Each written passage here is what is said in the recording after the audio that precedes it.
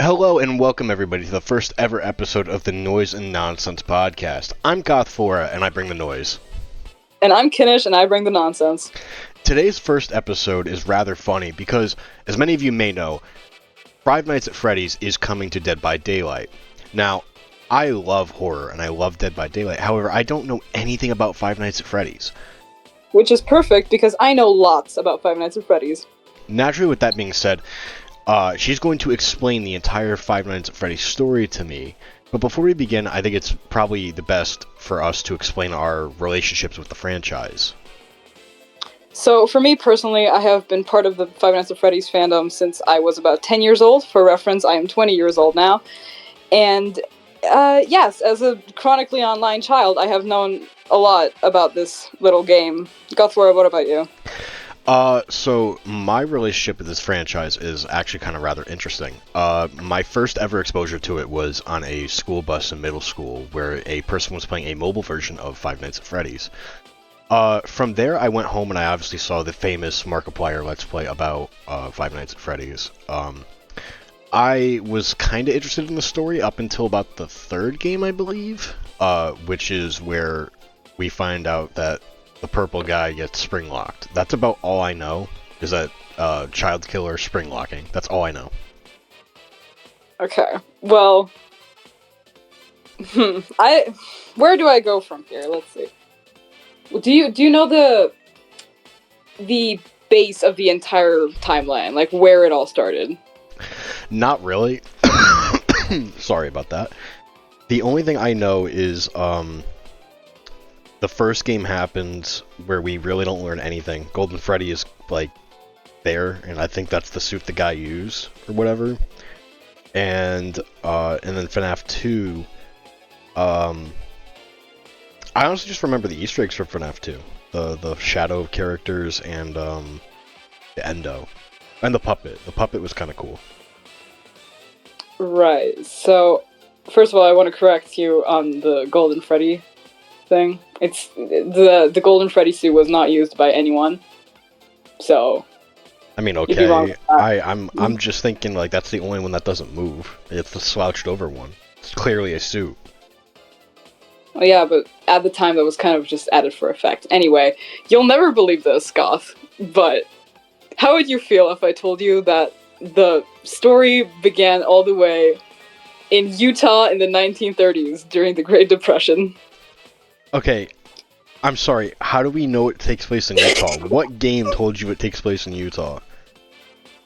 No game told me, but I'm going off of everything I know.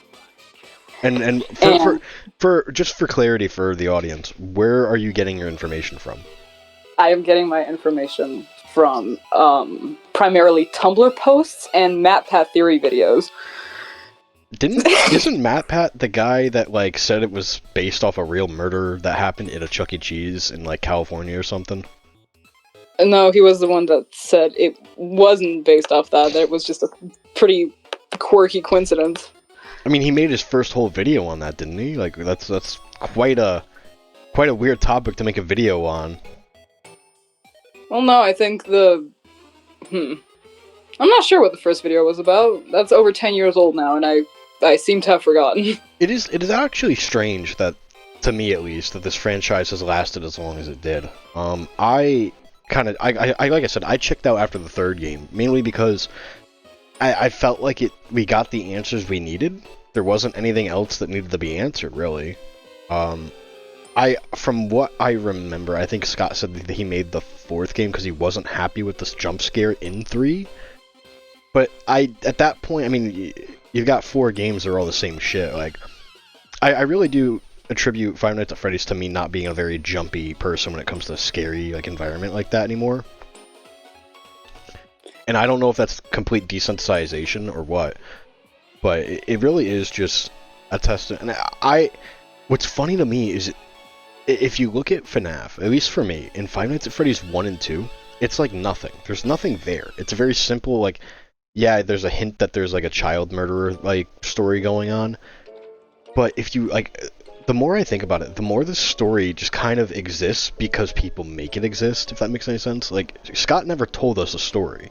We told our own story based on like a few minor hints that Scott gave us, and he either just ran with it or it was like, nah, it didn't happen. No, I think Scott had a rough idea because even in FNAF 1, you can see some, like, hints sprinkled in, like, posters in the background and Easter eggs and whatever. It's all there. It's just very vague. I mean, it's I don't know, man. I mean, the whole Five Nights at Freddy's story, at least from what I understand, doesn't make any sense. I mean, now I'm not gonna lie, I did do a little bit of research before this. Apparently, there's like a thing called the Mimic or whatever now, and it's like a different version of Purple Guy, which I'm sorry, I refuse to accept William Afton as the Purple Guy's name. That guy's name is still Vincent. I have to agree on that. About the Mimic, I hate to disappoint you, but I know nothing past sister location lore, so I can't really tell you anything about the like security breach, the Mimic, all the books. I can't tell you shit about that. So let's stick to the OGs for now. So here's the story from what I know. Five Nights 1 happens. Nothing really crazy gets revealed in that game. Obviously, we know that something went down, like, haunted animatronics and all that. And then the following game is the sequel to that. Like, it's the new and improved Freddy's, and then the original characters are, like, taken for parts, which is why Bonnie doesn't have a face, because they used his parts for the new Bonnie.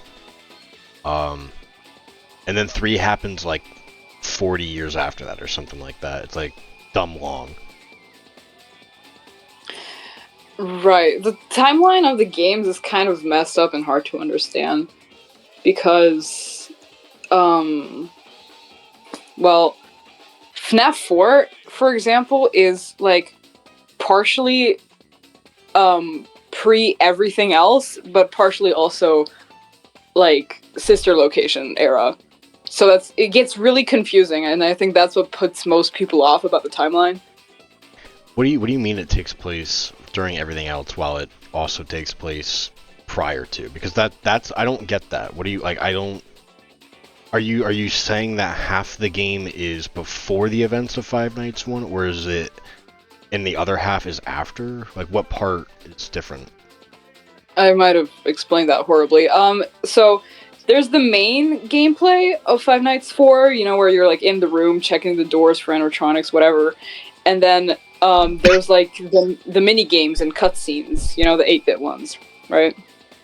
Yeah, I believe that these 8-bit minigames caused the development of a theory that wasn't liked. I don't know what theory it was. I know people got really mad about it, and Scott got really afraid of the fan base for some reason about it. I have no idea what you're talking about, frankly, but yeah, because he was posting shit on like ScottGames.com, and everyone was like, "Oh, Scott's fucking afraid of the people. Like he's really upset because they're not accepting the story he wants to tell or whatever." Yeah, okay, but Scott was always posting shit on ScottGames.com. It was like what like it was like the riddles that they had going on the GT live stream. It was like what is seen in the eyes of a child is misunderstood or whatever the fuck. Like I don't even know what it was so stupid as to what he was saying. Like it made no sense. And then it was like the toy Chica is missing her beak, and I'm like, nah, bro. Like that's 3 pixels. Who the hell's gonna see that? That phrase in particular, the one you just said that I conveniently forgot. It birthed the dream theory, I believe, that we were discussing earlier before the recording. I don't understand why it's called the dream theory. The entire game is clearly a nightmare. Like the things are literally called nightmares. No. The thing is, okay, the main gameplay, excluding the mini games, right? The main gameplay follows Michael Afton, the older brother, and how like William is constantly causing him to hallucinate with like auditory illusions and shit to make him pay for what he did to Evan, the small child that got chomped. That's the thing, because that all happens while Afton, William, is in the sister location watching over Michael in his room with like cameras and shit. I don't know, man. That's such a stretch in my opinion. Like obviously you know more about the fandom than I do, but at the same time, to me, why on earth would William do that? Like, I get that he's grieving over the loss of the other kid, but it's like you're tormenting this other guy, and it's not going to accomplish anything. Like, you're not. It doesn't further your goals. He's not. Obviously, at this point, he hasn't killed any kids yet, so he's just like fucking around. Is that it? Like, he's just like nightmares, haha. No, he's not fucking around because he's obviously super bitter, not only because one of his sons died, but because his other son caused the death. So now he's like vengeful, you know? So now he's looking over him, making sure he doesn't leave the house, making sure he gets constant nightmares so he like pays for what he's done to Evan. I don't know, bro. I see. This is what I don't understand. Why wouldn't it be made obvious that it's not the same guy? Because we're playing. Why would we go from playing as one of the kids to the other kid in the minigame? I think it's still all the crying child's nightmares. Yeah, well, I don't. I could be entirely wrong. Granted, I think we've kind of gotten away from the original point of this. Could you explain the timeline as you understand it, or I assume you know how the community understands it to a certain extent? I'm gonna start from the beginning. Okay. I'm I'm going to interject when I think something is utterly stupid or I think you're wrong, but once you get through the entire timeline, we will debate what I think is what. Because my timeline is this. Five Nights 1 happened, guy just, it's just a random thing. It's not anything. It's just the introduction to the story. Five Nights 2 happened, and it's kind of the same thing. Only we learn more about how the murders were taken. Who the first death was, which I believe the first killing was the puppet. Right, that was the first one. Yes, that is correct. And then obviously we get Foxy Go Go Go. We get Save Them. And then Five Nights 3 happened. And then as far as I'm aware, everything after is just kind of a blur because I don't understand anything about what happened after. Yeah, down the road it gets kind of really confusing. So I also tapped out quite early. Anyway, about the lore, about where it all started. Which was in the great city of Salt Lake City in Utah in the 1930s during the Great Depression. Bear shows were a thing, right? To keep the folk entertained. Like actual bear shows with singing and dancing bears. The actual mammal. So, it is believed that Afton either saw one of these shows as a child and got super inspired, or maybe it was like a family business, so he kept the shows going. Whatever it was, the bear show inspired him to make his own show with his own little bear and animatronic and stuff. So that's how Fredbear and Spring Bonnie came to life. So, and before you continue, I have to ask, what is the actual source for this information? Because this seems very fanficky. The actual source for this is how the video game timeline lines up with real life. So this is purely a theory, but it's the most realistic one in my humble opinion. I'm just trying to figure out because you're saying that Afton saw a bear show and then was like, oh, I can make a restaurant out of that.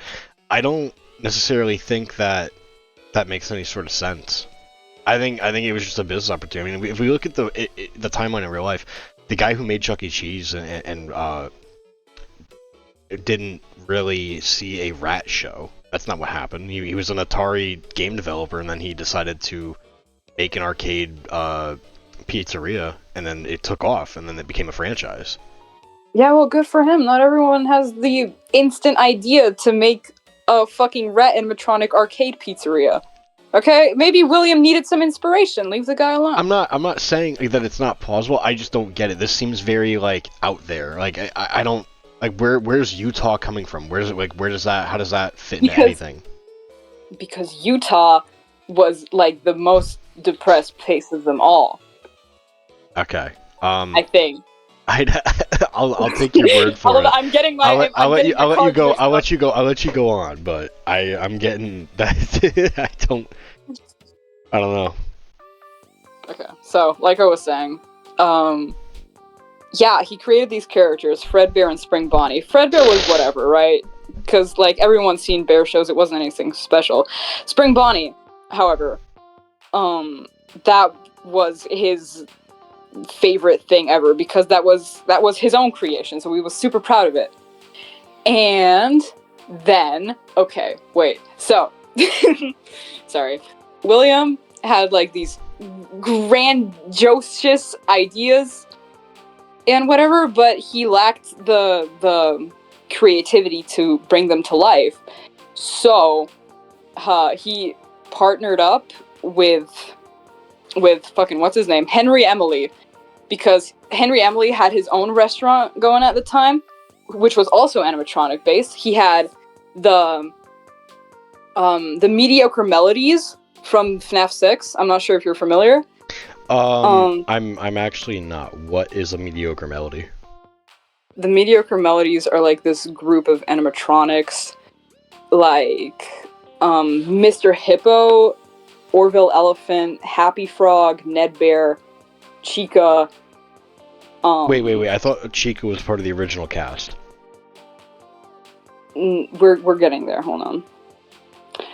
Chica, Foxy, and Bonnie. Maybe I don't remember. Anyway, Henry had all those animatronics going, and so William felt like that's like his rival, right? Because they're both doing animatronic restaurants. That is not okay. But Henry's success was a lot. No, sorry. Henry's business was a lot more successful than William's, and William went bankrupt. And you guess who bailed him out? So I don't. I'm assuming what you mean is not bailed out, but probably bought out. Because Something like that. funny enough, this is exactly what happened in real life with Chuck E. Cheese Entertainment, and then what is it? The restaurant that had the Rockafire explosion. Somebody in the comments will probably correct me on the name of the restaurant for that one. I don't remember. I think it was. I know the company was Showbiz Pizza, but it was actually Showbiz Pizza bought out Chuck E. Cheese and then turned like they got rid of the Rockafire explosion, and then like basically adopted all of the Chucky characters. Right, so that basically happened with William and Henry. So they kind of merged businesses, and then it came to the original crew being Bonnie, Freddy, Foxy, and Chica. Are you following? Yeah, I mean, basically Henry bought out Afton and used Afton's intellectual property instead of his own. Exactly. Okay. My only like real I guess question is why I mean we've pretty much named every other character except Freddy, so where's Freddy during all this? What do you mean, where's Freddy? I've named Freddy several times. No, I thought he had the golden bear at that time, the yellow guy, the Fredbear, right? Is that his name? Fredbear and Fredbear, like, over time transforms into Freddy. Okay, that's what I was confused about. I always thought that they were two separate characters. No. Okay. Hold on. I need a moment to collect my thoughts. I don't know if we have a moment to give. This It's is a live okay. recording. Okay. Sometime after that, well, Williams obviously caught up in his work trying to make his animatronics better. William is still bitter at Henry for like the whole competition thing they had earlier, and he just saw that buying out thing as a huge rub in the face. So they were still kind of like they were like frenemies, you know? Okay. Right. I think I know something about this. Isn't the whole point like that Afton was the kind of the idea guy and Henry was the one who actually had the technical know-how of how to make something? Exactly. Okay. So Afton gets bought out. Henry owns all the characters. And do we have like a year as to when this happened? Like, what? Because I feel like years at this point in the timeline matter, because we haven't really talked about a year since 1920 or 1929 when the Great Depression hit. This was about late 70s. Late 70s. Okay. And then, sorry. No, I'm just trying to piece this together for myself, because now we're getting really close to, like, I guess where the start would be, right? Because the first game takes place in what, 2001, right? Like 2001, right? I think so. So when does the second game take place? Because they don't reference the Bite of 87 in that game, but they definitely do reference it in the first. The Bite of 87? Okay, let me keep telling my little I think I'm going ahead, yeah, my bad. Yeah, let me tell my tale. You're fucking jumbling up my thoughts. So, sometime after that, the Bite of 83 occurs, because William's always busy with work, so he's never home, so he trusts his eldest son to basically babysit Evan. But Michael torments his little brother with, like, his foxy mask. He keeps scaring him and whatever. And one time, at Evan's birthday party, I believe, Michael and his friends just kind of lifted the kid up and put him inside of Fredbear's jaw. And obviously Springlocks are sensitive, and he was like squirming around and crying and whatever, so he got chomped down. So what is a Springlock? Like, just now obviously I know how a Springlock works because I played the third game, but for anyone that doesn't quite understand, what is a Springlock and, like, why are they so sensitive? You know, I wish I knew. My understanding of it is that in the third game it's explained that it's these mechanisms that hold an endoskeleton to the sides of a suit, allowing a person to wear the suit as an actual costume. And they're sensitive basically because they're just not good. They're just cheap, like, dumb locks, and a little bit of moisture and too much movement can cause it to snap, and the endoskeleton will be embedded into the person. Basically a reversal of how you die in the first game, because in the first game they say they stuff you into the suit and your eyes, like, pop out the head. Wow, you're so smart, Gothy. Anyway. So, Bite of 83 happens, right? Obviously, William is devastated that his son died. Wait. The Bite of 83? I thought it was 87. Yeah. No, 87 is what happened to the guard Fitzgerald in FNAF 2 when Mangle mauled his ass. So, I have to ask, what's the significance of 83 versus 87? Because it's like, they reference 87 in the first game, which obviously means that Scott knew what that was going to be. But then when he went back and then they showed us the bite, he changed it to 83? Like, that doesn't make any sense. Why not make it the same incident? Well, because the Bite of 83 kind of adds to Afton's backstory, while the Bite of 87 adds to the lore of the restaurant. Because obviously, if one of your animatronics mauls the security guard, then your restaurant's going to get shut the fuck down. I mean, I don't know. From what I understand, Fivebear Entertainment is kind of a shady company. A lot of people, they sweep everything under the rug. I mean, they may not get shut down for that. Dude, I don't know. If your frontal lobe gets mauled, I don't know. I mean, I remember reading about this one guy when I was in English class, where he got his frontal lobe blown out by a fucking railroad spike because they were working on a railroad, and the spike shot up through his head. He survived. He was lobotomized for the rest of his life, but, you know. Modern lobotomy. Okay.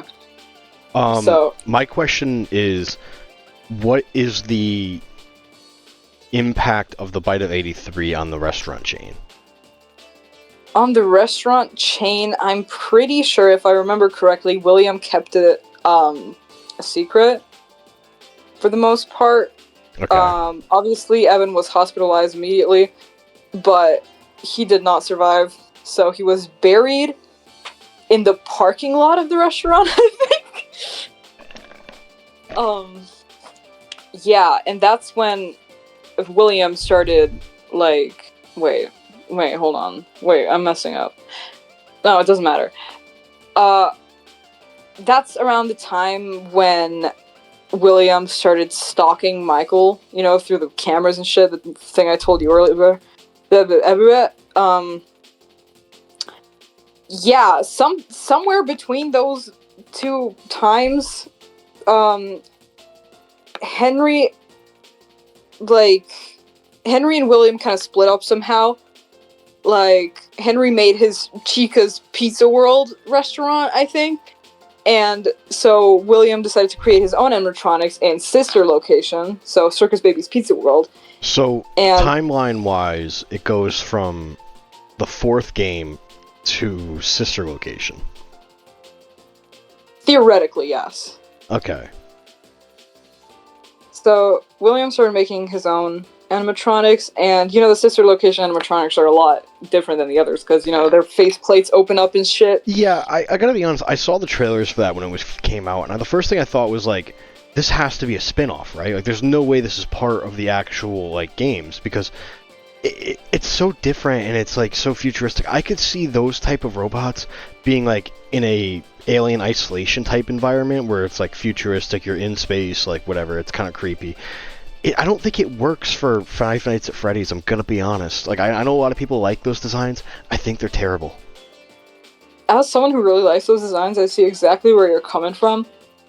But to me, I think it's like freakishly perfect because for example, Funtime Freddy is a pink and white bear. He looks really fucking cute, but then his fucking face plates open up, and then you're left with an endoskeleton that looks really gross. I don't know, dude. The endoskeletons of Sister Location look like utter dog shit. I mean, they just look like spaghetti wires. Like, it doesn't actually look like a skeleton at all.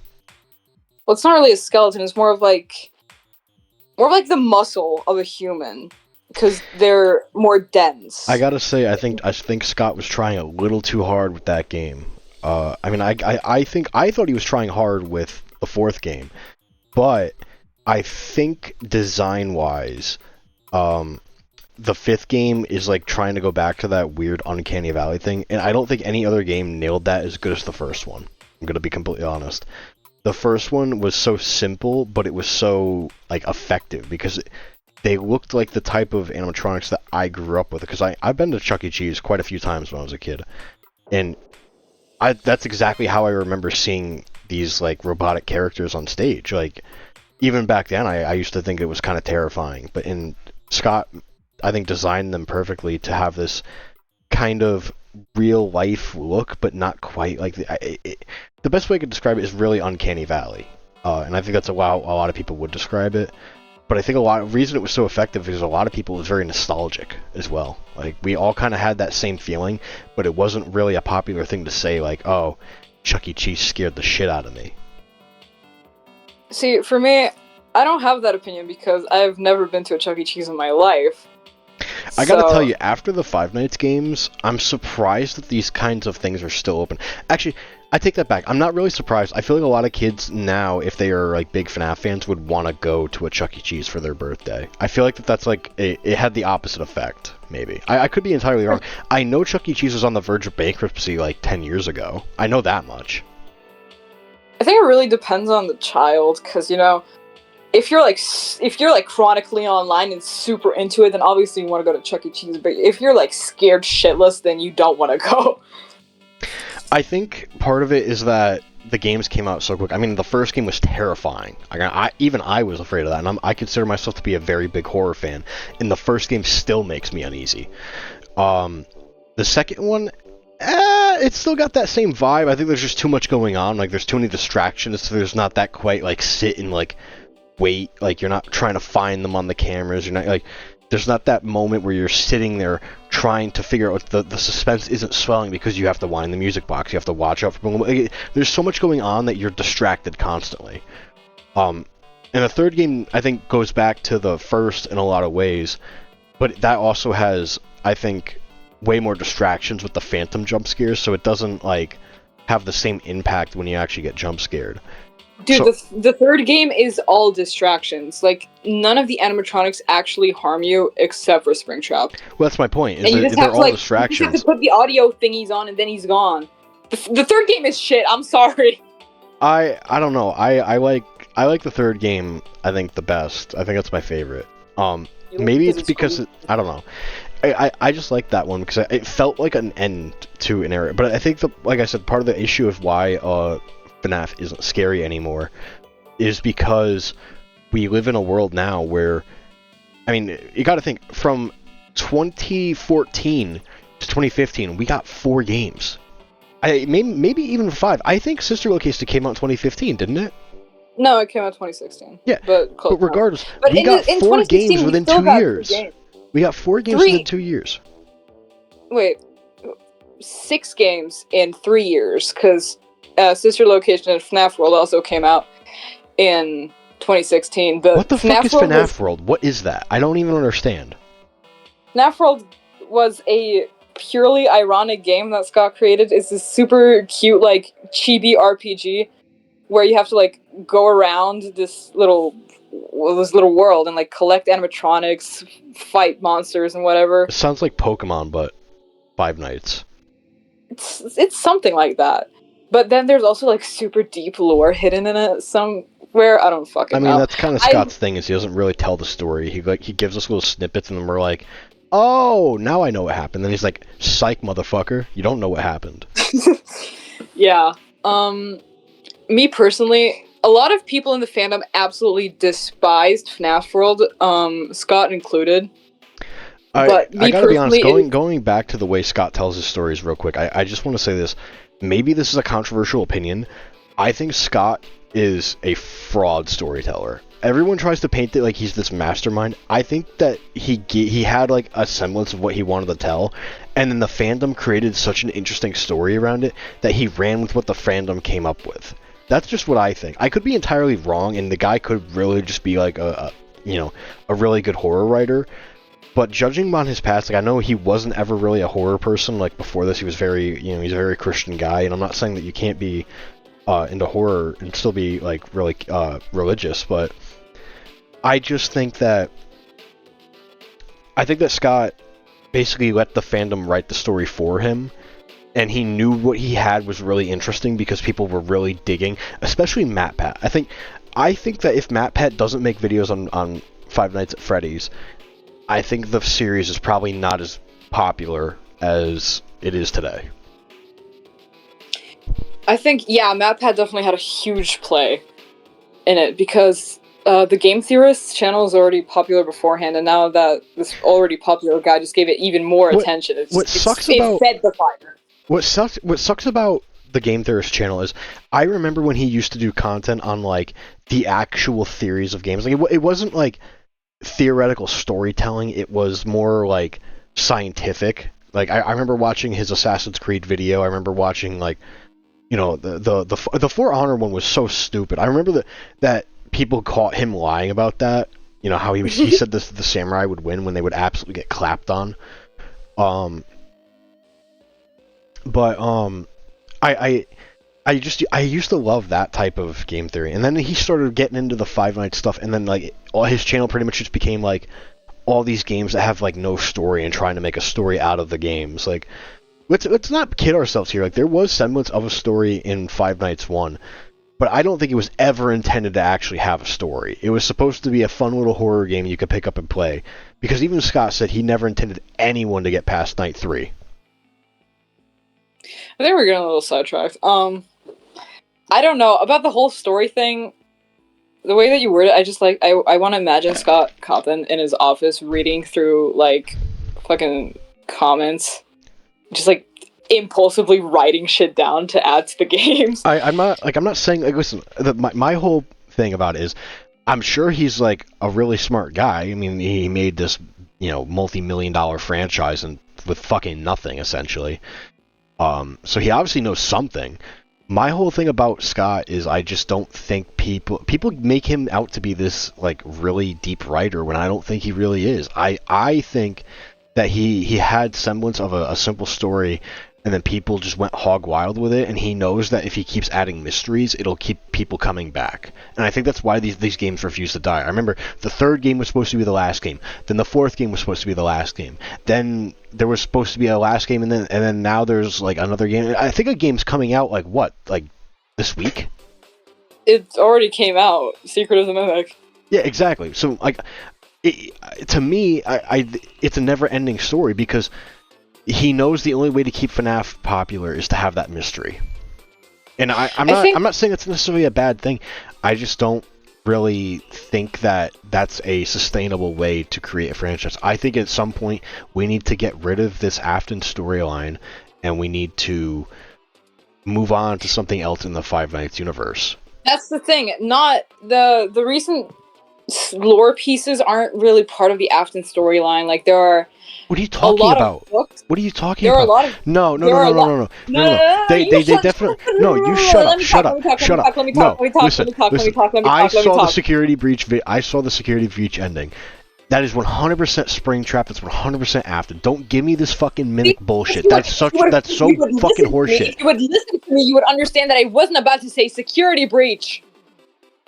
Okay, security breach is part of it. I meant the books. The books are they're individual stories. Okay? Have nothing to do with Afton. Okay, that's fine, but I think that he's not pushing that. Yeah, but evidently they do, because then there's the whole, like, I remember people were talking about this thing called the Stitch Wraith or whatever, and that was, like, part of it, and that was the Vengeful Spirit, but in a different universe or some shit. Dude, I don't fucking know, okay? Some FNAF fans are batshit crazy, and you should know this by now. Okay. So let's go back to the timeline. Excluding the books, because I think the books are so stupid. I hate when video games write books to explain shit, and it's just like, I remember Halo did this. Halo did this with Halo 5, where they had all these stories for all these characters, like Agent Locke, Valera, and all these characters, and it was just like, they gave us these characters in the game, and they were like, yeah, you know these guys, they have history together, and we're like, no we don't know any of these people, what are you talking about? They're like, oh yeah, they were in those books that nobody read. Like, that's wonderful, nobody knows who these people are. Yeah, but you see, he's not giving existing characters a backstory, he's creating whole new characters, and just... I agree with you, the books are really fucking stupid. There's Mpreg in one of them, which I do not want to get into. There's what? Don't worry about it. Alright, I mean, I don't know.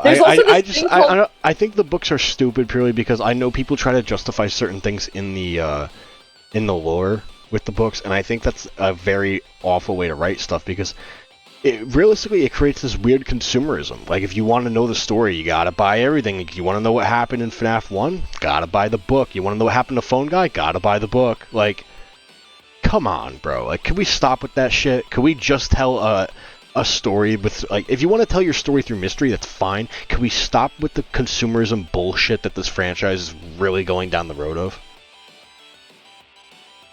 Listen, Scott hasn't really been part of the whole thing for a while now. I don't remember. Oh, but he loves tweeting about that movie, though. I saw him tweet about the movie. He's like lurking behind the scenes, but apparently he's not. I don't believe that. I think he told everybody that after he got exposed for giving money to Republican candidates that are like anti-LGBT.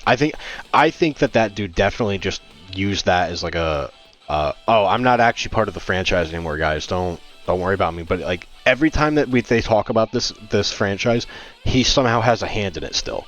So you got lied to, essentially. That dude's definitely still involved heavily. Yeah, no, I have no fucking clue. It reminds me of the Coffin and Andy and Lele writer. What are we even talking about? It got me. It's the same thing with the Coffin of Andy and Lele writer. Like, she's not actually developing the games anymore. She's just doing the art and the story, and then like I think it's like Net9 or whatever the hell the company that's making the game is now. It's on Steam. You can see it on Steam. That's lovely. Anyway, what were we like initially talking about? Let's go back to the timeline. I think we left off with the Bite of 83. Right. Yeah, worker gets mauled by Mangle and then restraining order. Or something like that. That's 83? I thought Fredbear was 83. You said 87. No, I said 83. No, you most certainly said 87. I definitely said 83. No. Whatever. Alright. Whatever, so 83 is Fredbear. Okay. So then what happens after that? Because, like, obviously, like, you're telling me that the FNAF 4 nightmare sequences, or the main gameplay, is actually Michael's nightmare. How do we know that? We know that because in this specific stage of Sister Location, you are in an office with like little TVs on the desk, right? And if you put in the secret code, which is 1983, you get cams to the FNAF 4 bedroom. And since at the time Evan's already dead, we have to assume it's Michael's bedroom. So my question here is, how do we know when Sister Location takes place, and how do we know that Evan's dead? Because Evan's body. My understanding of it, at least, is that nobody really knows where to put Sister Location, because we know it has to deal with the daughter, but at the same time, we don't really know where to put timeline-wise. Like, it could happen before FNAF 4, for all we know. Oh yeah, but that wouldn't really make that wouldn't because did you William and Henry split up. William makes Sister Location. William and Henry split up after the whole little situation with the death. Okay. You know? My main problem with that, I mean, this is just a legal term when it comes to company and corporate entities. A sister location is still under the same ownership. So that would have to mean that after they split up, they still had a partnership that allowed William to use the funds and the parent company of Fazbear Entertainment, or whatever the parent company was at the time, to create Circus Baby. I think Sister Location is just like a catchy name because I don't know. I just feel like it. I don't know. I mean, the only reason I say that is because they talk about the end. First of all, what's funny about that is, I just realized this. At the very beginning, the hand unit says, like, oh, the stage is set for a new person after the unfortunate incidents that occurred at Freddy Fazbear's Pizza. That wasn't a Freddy Fazbear's Pizza. That was a Fredbear's Family Diner. So it can't be after that. It'd have to be way later on. You're confusing me now. All I'm saying is that what they say in the game doesn't line up with the timeline that as you're presenting it. Because if it happens right after the fourth game, are you telling me that they were calling it Freddy Fazbear's Pizzeria while it was Fredbear and Spring Bonnie? No, because once... Hold on. Wait, what am I saying, dude? I can look up the exact quote too if you want me to. He definitely says after the unfortunate after the immense success and subsequently unfortunate tragedies that occurred at Freddy Fazbear's Pizzeria, the stage was set for a new character in children's animatronic entertainment. Swear to God. I believe you. It's not about that. I'm trying to get my timeline straight right now.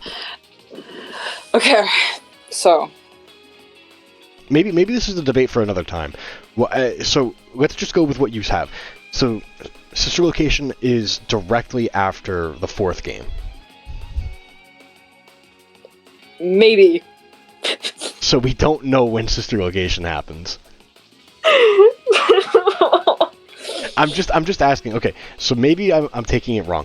The Easter egg in Sister Location is the room, right? Right. And the interpretation is that it's Michael's room, because at the time of Sister Location, Evan's dead. Right. Well, my rebuttal to that is, if Evan is dead, and it's clear that no one's been down into the Sister Location security room in quite some time, at least that's the idea, right? Like, it's not even really in the game. You have to go out of your way to go find it. Why on earth would Afton have removed the cameras from the Shrine Child's room if he hadn't been down there in that long? Because you got to think, at the end of Sister Location, we see that he's actually in the suit in the third game location already. So he clearly hasn't been there in ages, at least 30 years.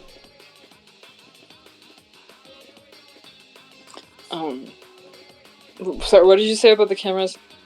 I said, how do we know that that's Michael's room when it could easily still be Evan's room? We just don't know when Michael or when William would have removed the cameras, because at the time of the events of Sister Location, Fazbear Frights has already happened.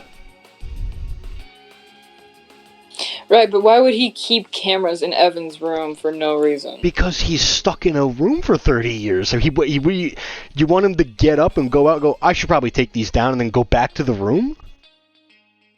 But he's not stuck in the Sister Location office. I know that. What I'm saying is, if we go by what FNAF 3 told us, he was spring-locked and left in that off-camera room for 30 years, right? Right.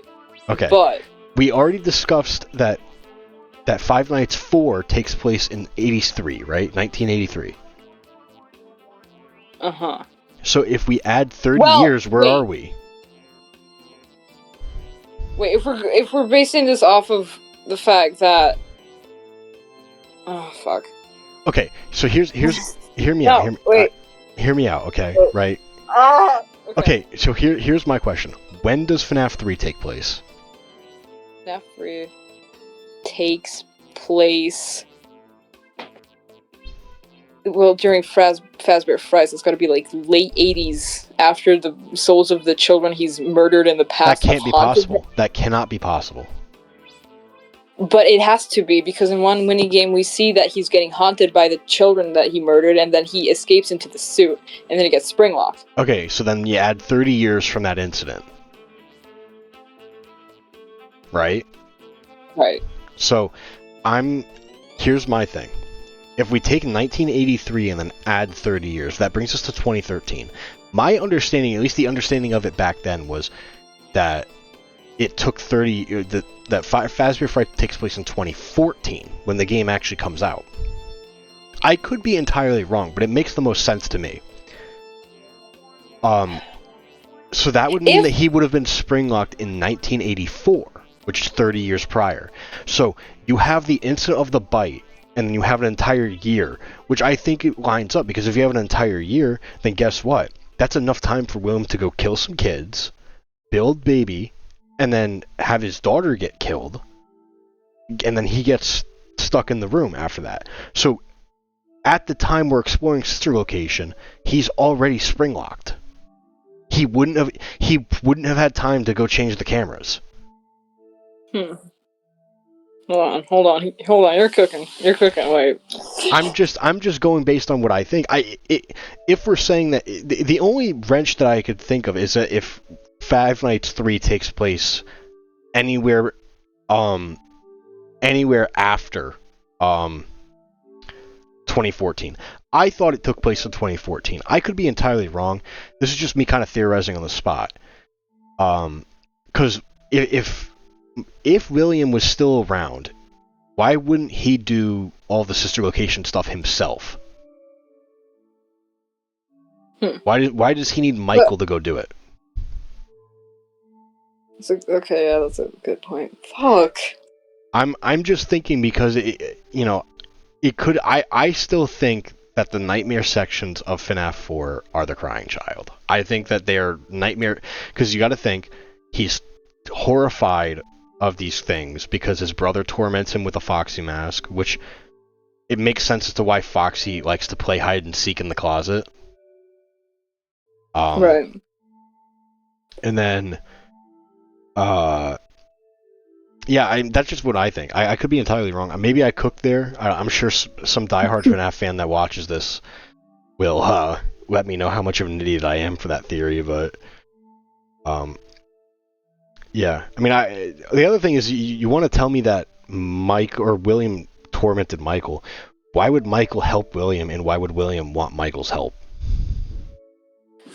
Well, Michael would perchance help his dad to gain his forgiveness, and William would want his help to, I don't know, maybe he feels like Michael owes him something for killing Evan. Okay. Regardless, I mean, we're looking at a timeline here of It's funny. We've been talking for 40 minutes. Actually, more like 50. And we've only gotten to the second game in the timeline. So what comes after? So timeline-wise, it's 4 sister location. Then what? Or did we not know where sister location's at? We just know that the only reason we know 4 is the first is because sister location. Dog, if I'm allowed to be like 100% for real, I have no idea. Okay. Okay, so what do you let's take it a step back because maybe so we know the 4th one happens first. So what happens after 4? After 4, after Evan's death. Hold on. Let me put my thinking cap on for a second. Well, after that I think sister location, and after that I think FNAF 3. But no, because that what I just said. So where do FNAF 1 and 2 take place? Those take place before 4, because 4 partially takes place where we put it now, and also beforehand, because it's telling 2 different sections. Okay, I am talking about purely the crying child part of 4. Where does that take place? Okay, in that case, it goes 1 and 2, not in that specific order. I don't know which comes first. 1 and 2, 4 sister location 3. So you are saying that FNAF 1 and 2 happened before the bite of 83. Yes. That cannot wait, happen. What are you talking about? Yeah. That can't be true, because in FNAF 2, the bite of 87 happened, so that has Right, to and come then in after. FNAF 1, they say the bite of 87 was a thing. So at some point... What the fuck? Wait! I think you confused yourself. I think what you're trying to say is that the crying child sections of 4 happened first. At some point in between 4 and 2, you have sister locations development. And then from... I would assume after 2-1 happens. Right? That make any sense? Yeah, I think so. So then you have 1, and then you have sister location, and then you have 3. Right. Okay. Now the only reason I put sister location in between 1 and 3 is because Michael needs to die before he if the theory that you are Michael in FNAF 3 is true, then he would have to have been killed before FNAF 3. Hold on. I never really got the memo. Is Michael dead, like fully excised? I always thought he was like I didn't he get scooped or whatever? Like so he's like not he's dead but he's not dead. I don't know. He's like his dad, I think, because he got scooped up and then like Ennard crawls inside him and whatever, and then like in the mini cutscenes in Sister Location, you know, where he's like walking down the road in the little mini cutscenes after every night, you know, where Michael's walking down the road and he progressively gets more purple. At the end of those, he pukes up this little robot spaghetti, which is presumably Ennard. So he had something inside him, and I don't know if he dies afterwards. Well, he gets up, doesn't he? The whole you won't die thing. Oh yeah, right. I completely forgot about that. Yeah, so you won't die, but you wish you could. Or was that another line? I don't know. No, I think that was. I really think that don't was know. Ultimate Custom Night. That was Ultimate Custom Night. I'm sorry, spewing nonsense, just like I came here to. So, my understanding of it is that he's undead for some reason. I think that's stupid, by the way, Scott. Fucking terrible storytelling. He's dead. And, because then you get the whole, the FNAF 3 cutscene. The whole, like, oh, I'm gonna come find you, right? Mm-hmm. Right. So I think that's the timeline set up. My only, like, confusion is what happens after. Because my understanding was that, you know, FNAF 3 burns down, and then Springtrap dies in the fire. Mm-hmm. Yeah, so is that it? Is that the end? Well, Springtrap doesn't technically die. You sounded like the biggest nerd ever when you said, like, actually, he survived. That was the point. Speaking of which, I don't understand how fucking Springtrap, William Afton, whoever the fuck, like, how is he immortal? How? I always equated it to just being like horror elements, like the spirits killed him, but they unwillingly created this like unkillable monster that will continue to kill and harm people. Yeah, but in like Security Breach, you can see he's like fucking old man status. He's reached unk status. He can barely I don't move. even want to talk about Security Breach because I only found out what Security Breach was like when we were talking about creating this podcast. So that entire game just reeks of, I don't even know. The whole faux 80s nostalgia thing for that, by the way. Yeah, no, you can't tell me that wasn't because like 80s came back for a few years and, you know, the early 2020s. That's all that is. Yeah. That has nothing to do with an artistic vision. That's just selling shit. Yeah, most likely. Also, I don't understand the lore because Security Breach. We're getting way ahead of ourselves with Security Breach. So yeah, I think so. I think we might need a part 2 for this. No, it's alright. We'll just go for an hour and a half. Okay. So we have the timeline of 4, 2, 1, Sister Location 3. That's 5 games. How many games are there left? There are. Hold on, let me. There's 1, 2, 3, and 4. FNAF World, Sister Location. Okay, does FNAF World have an impact on this story or no? Because you've told me it does, but you also said it didn't. It does have lore. Like, I remember Henry Emily's suicide gets revealed. Sorry, bombshell. Yeah. Wait, that can't be a thing, right? No, it is. So who's the guy in the last game? The whole, like, connection terminated guy. Who's that? That's Henry, but that could have easily just been a pre-recorded message. Anyway, FNAF World Sister Location, Pizzeria Simulator, FNAF 6. Mm-hmm. Pizzeria Simulator and FNAF 6 are the same one. And then Ultimate Custom Night. Fuck. Because I did watch there was a video I watched when UCN came out, I think? That was like the end of the FNAF story. Before they decided to make it not really the end of the story. Where it was going to be like all the characters get burned alive. There's a big speech. And basically that's Pizzeria Simulator. Right, okay, that's what I'm saying is that leads into UCN. And UCN's basically like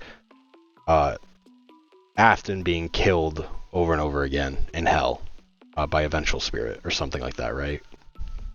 Yeah, but I'm pretty sure that was purely made for fans. Like, it doesn't have any real lore behind it. There's also like these anime cutscenes. You know, like, I don't know if you know anything about this, but there was this like one about Foxy and Freddy being like ninjas or whatever, and this one of Toy Chica being in high school and like romancing over 17 different characters. I don't know. Those apparently had like hidden lore. It's all. But what is the lore? Because if you don't know, what's the point of bringing it up?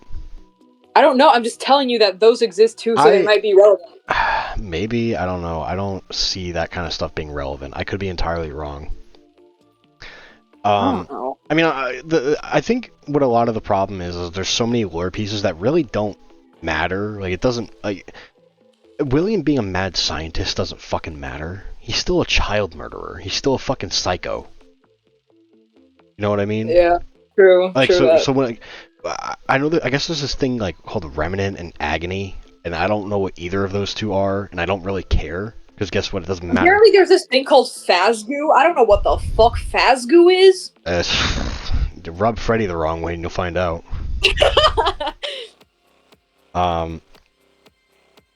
No, so I mean, to me at least, I'm just of the mind that at the end of, is it Pizza Sim? They all die, right? That's the idea, and then Afton gets tormented forever. And then like what? Is this the next game Security Breach?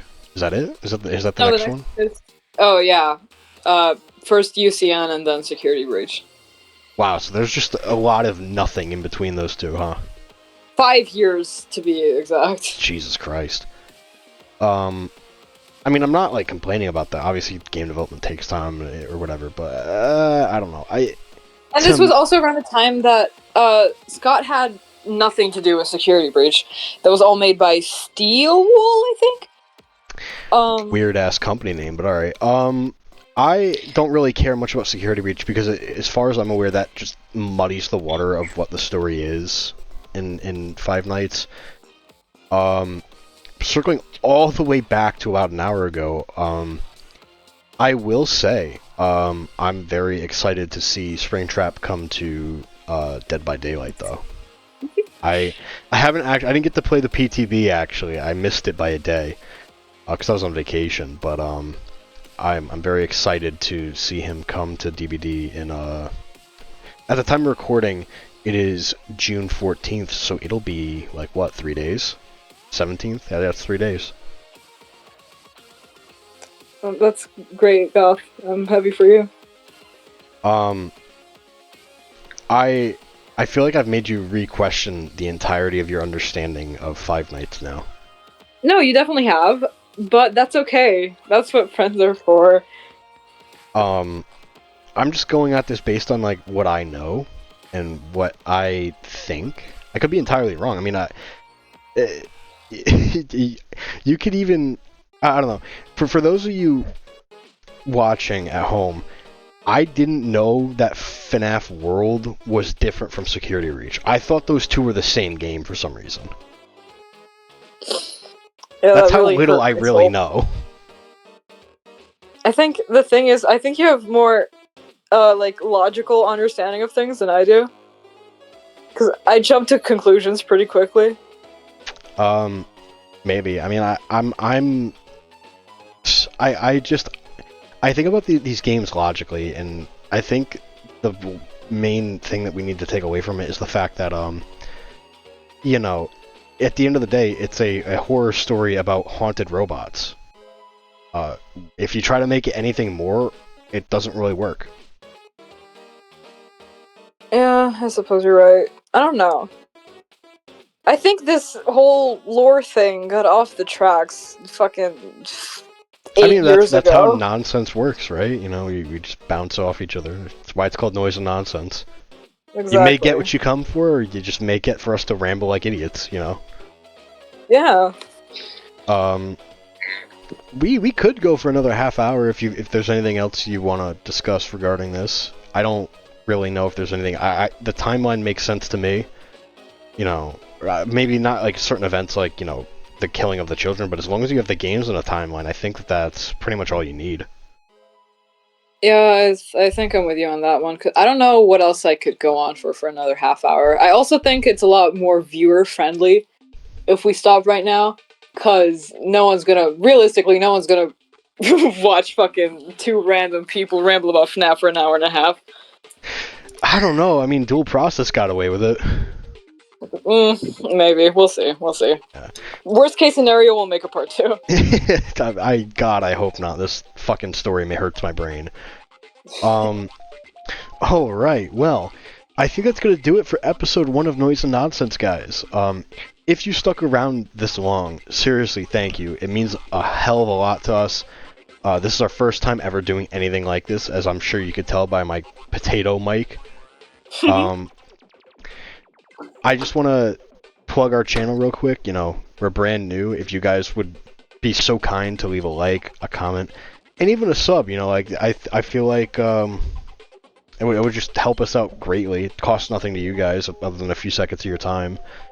You know, we're just trying to see what we can do with a little bit of content creation over the summer. How about that? You know, Um, the other thing is if you want to follow us on any sort of social media, I will leave our Instagrams and Twitters in the description of the video. So please go check us out. A very big car guy. I post a lot of pictures of my cars, and I spew random bullshit on Twitter like an asshole. So, Kinish, is there anything you want to add on to that? Me personally, I'm an artist. I post approximately once every 3 years. I draw sometimes. If you're lucky, you might see something. That's all. Thank you. Alright. Thank you all for watching, seriously. I had a lot of fun making this little podcast here with my friend. And we'll see you in the next one, hopefully.